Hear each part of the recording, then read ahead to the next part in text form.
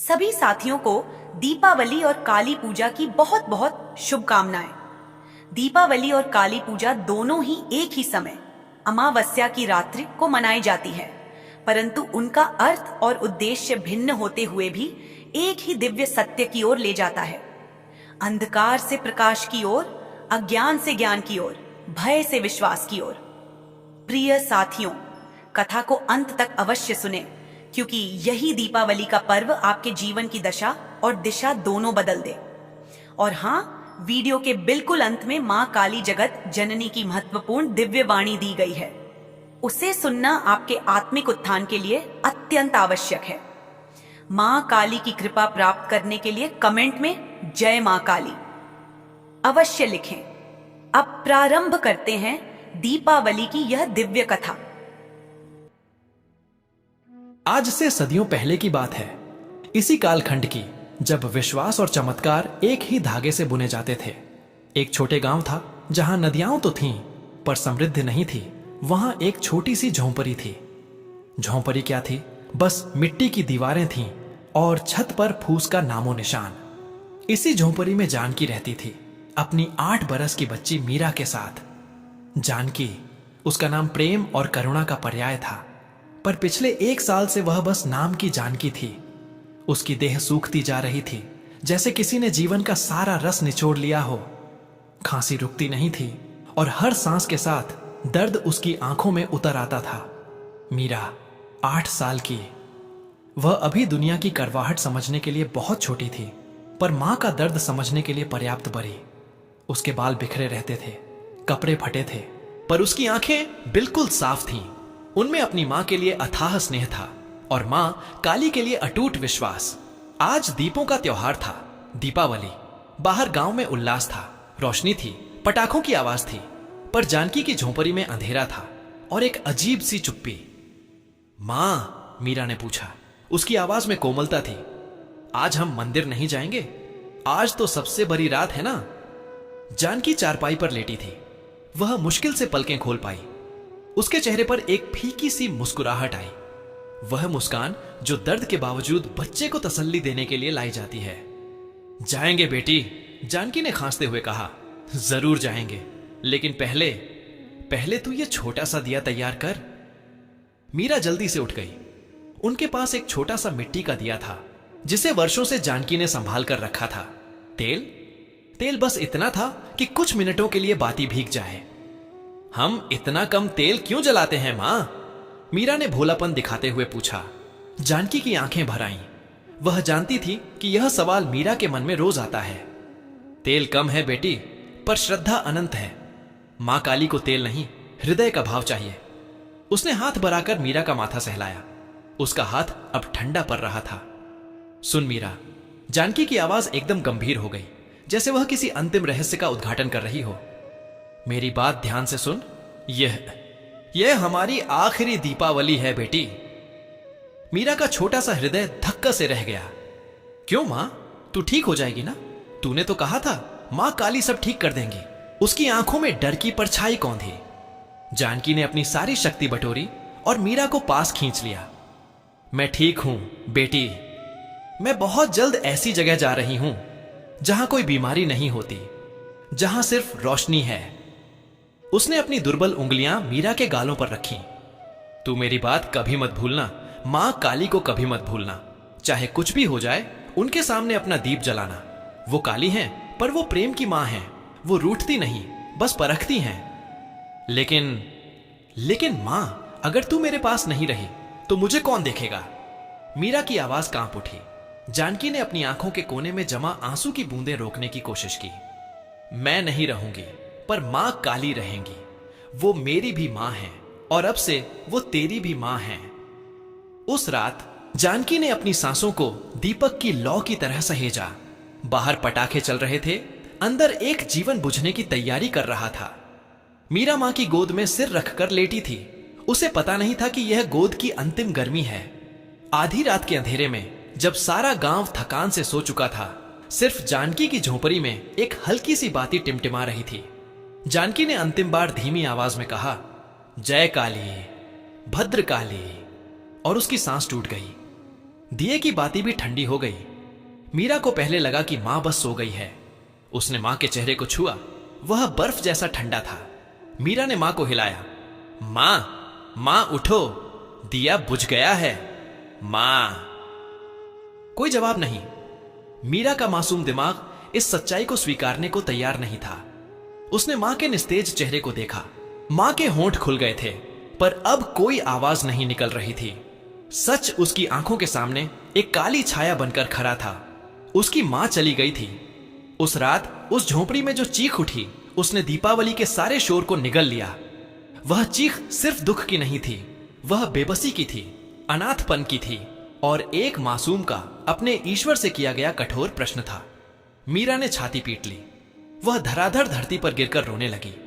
उसका रोना ऐसा था जैसे उसके भीतर की हर नस टूटकर बिखर गई हो। मां, तूने मुझे छोड़ दिया। तूने कहा था मां काली आएंगी। तूने कहा था मुझे अकेला नहीं छोड़ेगी। वह उठी और गुस्से से, दर्द से फफकते हुए उस दिशा की ओर देखा जहां गांव का छोटा सा मां काली का मंदिर था। मां काली, कहां हो तुम? मेरी मां को बचा लो, उसे वापस लाओ। मीरा ने अपने हाथों से मिट्टी और सूखे पत्तों को नोचा। उसका गला रुंध चुका था, पर उसके भीतर का दर्द रुका नहीं। मां, तुमने कहा था मां काली आएंगी, लेकिन तुम चली गईं। यह वाक्य सिर्फ शिकायत नहीं था, यह टूटते हुए विश्वास का अंतिम शब्द था। उसने याद किया मां ने कितनी मुश्किल से वह छोटा सा दिया जलाया था। मीरा की आंखें आंसुओं की नदी बन चुकी थीं, पर उसके भीतर एक जिद्दी लौ जल उठी, वही लौ जो उसकी मां ने अंत समय में दी थी।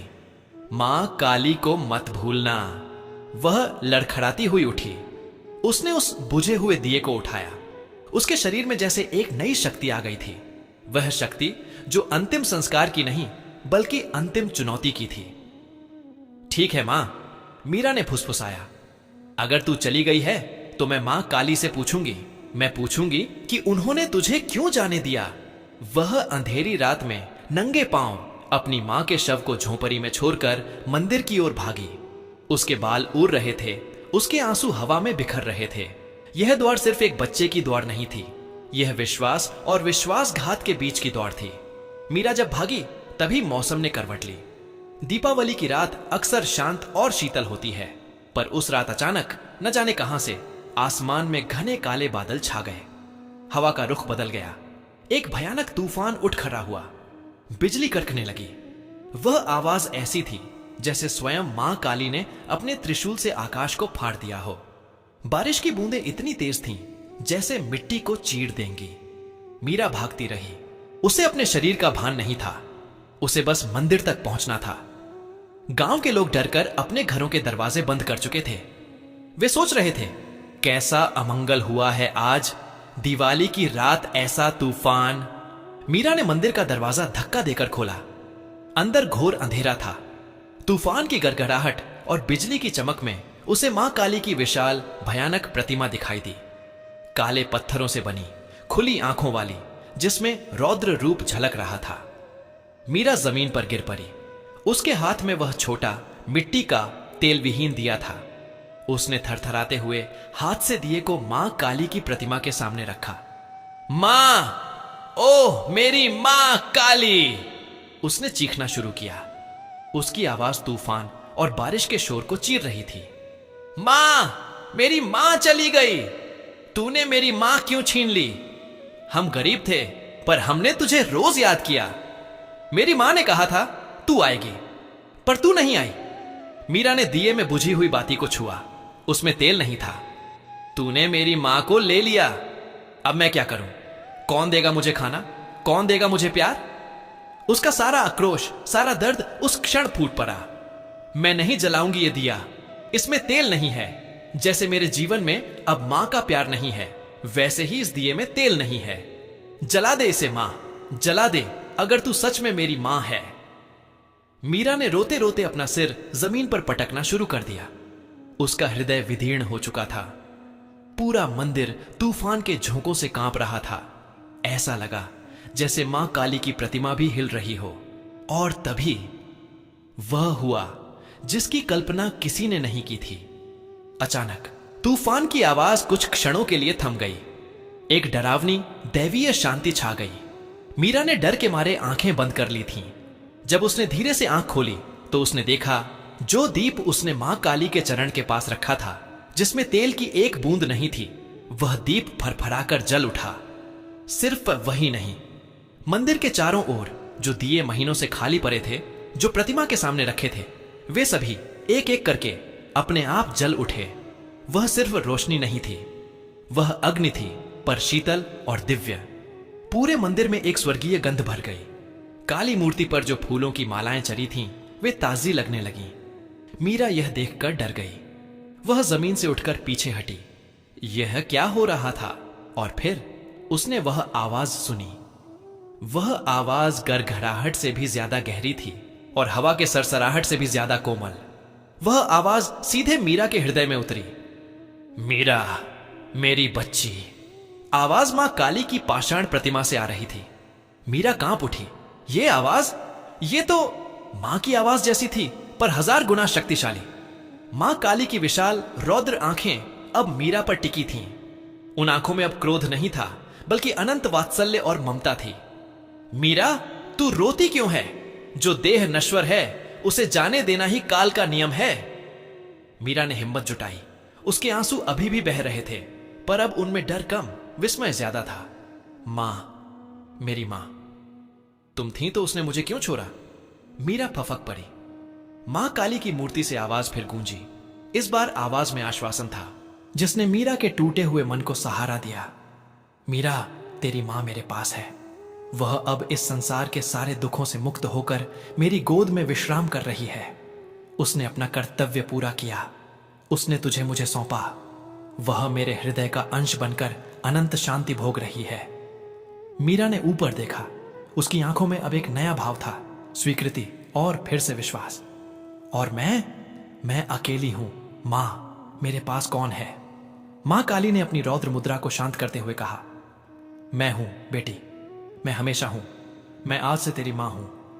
तेरी मां ने कहा था मुझे मत भूलना, और मैं तुझे वचन देती हूं, मैं तेरे प्रेम के दीप की रखवाली करूंगी। जा मेरी बच्ची, अब तू अकेली नहीं है। मैंने तेरी मां को अपने हृदय में स्थान दिया है, और तुझे अपनी दृष्टि में जिस दिए को तूने तेल के बिना जलाया था, वह दिया तेरे और मेरे बीच का सेतु है। जब तक तेरा विश्वास नहीं टूटेगा, वह दिया कभी नहीं बुझेगा। इस संसार की कोई शक्ति उसे बुझा नहीं पाएगी। जा, अब तू रोना बंद कर। मैं तेरी मां, तेरा घर और तेरा पहरेदार हूं। मां की वाणी पूरी हुई। तूफान थम गया, बारिश रुक गई। मंदिर के अंदर एक अद्भुत शांति छा गई, और मीरा ने पहली बार अपनी मां की मृत्यु को स्वीकार किया, क्योंकि उसे एक नई अनंत मां मिल गई थी। मीरा उस रात के बाद बदल गई। वह अब अनाथ नहीं थी। वह गांव में अकेली जरूर थी, पर उसे पता था कि उसकी सबसे बड़ी मां काली अब उसके साथ है। गांव वालों ने जब सुबह जानकी का शव पाया तो वे दुखी हुए, लेकिन जब वे मीरा को मंदिर में पाए तो वे हैरान रह गए। मीरा वहां शांत बैठी थी, और उसके सामने एक छोटा सा दिया बिना तेल के अनवरत जल रहा था। हर कोई जानता था कि जानकी कितनी गरीब थी, और उस दिए में तेल नहीं हो सकता था। यह खबर जंगल की आग की तरह फैली। लोगों ने देखा, यह चमत्कार था। जानकी का दिया उनकी श्रद्धा का प्रमाण बिना तेल के अपनी ही दिव्य ऊर्जा से जल रहा था। मीरा ने अपनी बची हुई जिंदगी मां काली के चरणों में समर्पित कर दी। वह कभी दुखी नहीं हुई, क्योंकि उसे पता था उसकी मां जानकी अब मां काली के हृदय में सुरक्षित है, और वह उस दीप की रक्षक बन गई, जो मां काली के वचन का साक्षात प्रमाण था। मीरा बड़ी हुई। उसने शादी नहीं की। उसने अपनी पूरी जिंदगी उस मंदिर में सेवा करते हुए बिताई।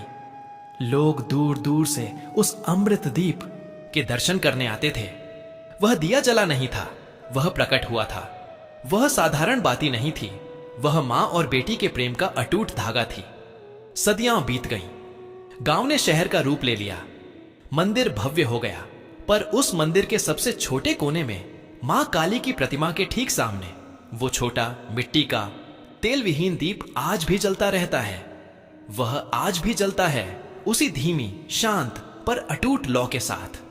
जब भी कोई अत्यंत दुखी हृदय वाला, टूटे हुए विश्वास वाला व्यक्ति उस मंदिर में आता है और उस दीप को देखता है तो उसकी आंखों से अनायास ही आंसू निकल पड़ते हैं। यह आंसू दुख के नहीं होते, बल्कि उस विश्वास के होते हैं जो यह दीप देता है। यह दीप इस बात का प्रतीक है कि मां कभी नहीं मरती। देह जरूर शांत हो जाती है, पर मां का वात्सल्य, चाहे वह जन्म देने वाली मां हो या जगत जननी, वह हमेशा अपने बच्चे के लिए एक रोशनी बनकर जलता रहता है। मीरा की मां ने कहा था, मां काली को मत भूलना। और मां काली ने जवाब दिया, मैं हमेशा तुम्हारे दीप की रखवाली करूंगी। और वह वादा आज भी उस जलते हुए दिए की लौ में जीवित है, एक प्रेरणा, एक सांत्वना और सनातन धर्म के उस अटूट विश्वास का सबसे सुंदर और भावनात्मक प्रमाण है। यह कथा मां और बेटी के अटूट प्रेम और दैवीय वात्सल्य की चिरंजीवी गाथा है, जो बताती है कि परम सत्ता हमेशा अपने सच्चे भक्त की पुकार पर आती है, चाहे वह पुकार कितनी भी दर्द भरी क्यों ना हो। प्रिय साथियों, इस वीडियो में काली पूजा की पावन कथा यहीं पर होती है समापन। अब आइए मां काली की दिव्य वाणी सुने। एक छोटी सी नन्ही सी बच्ची मीरा की कथा के माध्यम से मानवता को संबोधित एक दिव्य संवाद, जहां करुणा, चेतावनी और आशा से भरी एक पुकार है। मैं मां काली हूं, जगत की जननी।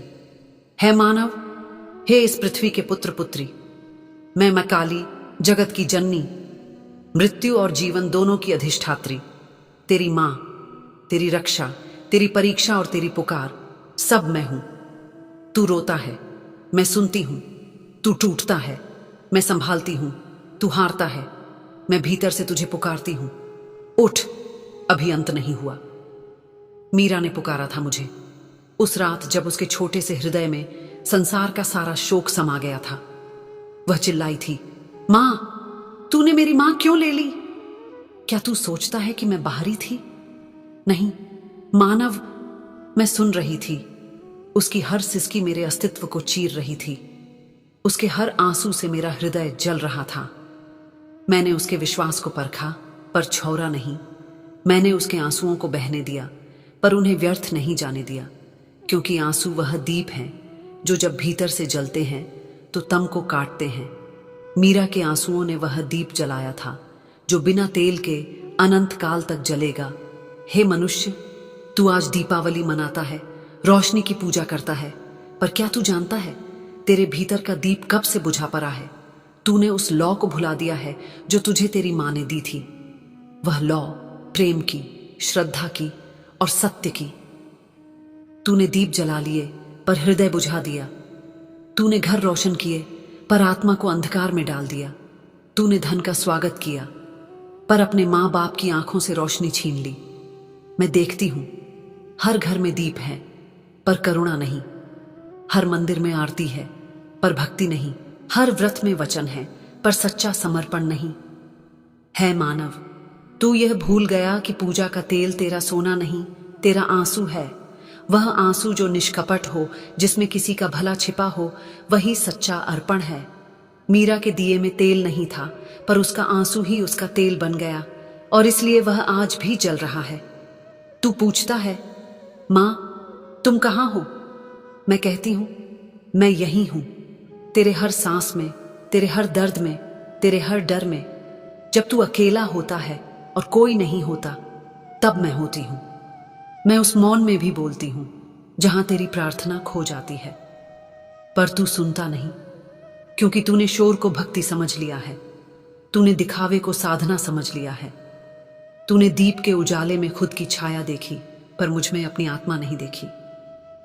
मीरा की मां जानकी जब अंतिम सांस ले रही थी तो उसने मुझसे कहा था, हे मां काली, मेरी बेटी को मत छोड़ना।